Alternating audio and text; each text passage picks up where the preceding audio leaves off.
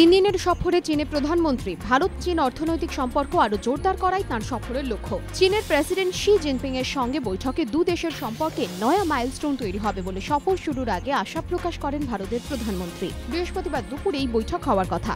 তার আগে সকালে টেরাকোটা ওয়ারিয়র সংগ্রহশালা পরিদর্শনে যান মোদি।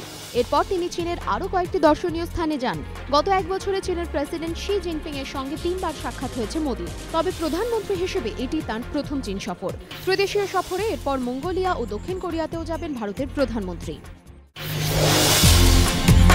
কাবুলে ভারতীয় দূতাবাসের কাছে বন্দুকবাজের হামলা, নিহত 7, এদের মধ্যে একজন মার্কিন ও 4 জন ভারতীয়, আহত আরও 5 জন। বুধবার রাতে কাবুলের কোলোলা পুস্তা এলাকার একটি গেস্ট হাউসে হামলা চালায় 3 সশস্ত্র যুবক। তাদের এলোপাথারি গুলিতে 5 জন নিহত হন। গেস্ট হাউসে আটকে পড়েন অনেকেই। এরপর আফগান নিরাপত্তা বাহিনীর সঙ্গে বন্দুকবাজের গুলির লড়াই শুরু হয়।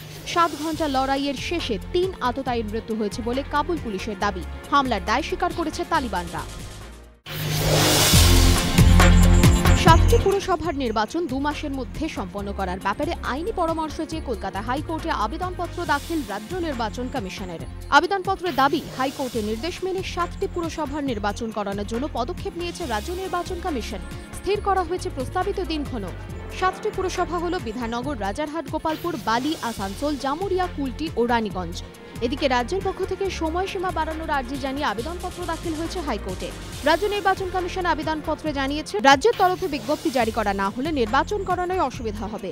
পাশাপাশি 7টি পুরসভায় 2 মাসের মধ্যে নির্বাচন না করালে আদালত অবমাননার দায় চাপবে নির্বাচন কমিশনের ওপর। এই পরিস্থিতিতে আইনি পরামর্শ চেয়ে হাইকোর্টের দ্বারস্থ রাজ্য নির্বাচন কমিশন। শুক্রবার রাজ্য নির্বাচন কমিশন ও রাজ্য সরকারের আবেদনের শুনানি হবে হাইকোর্টে।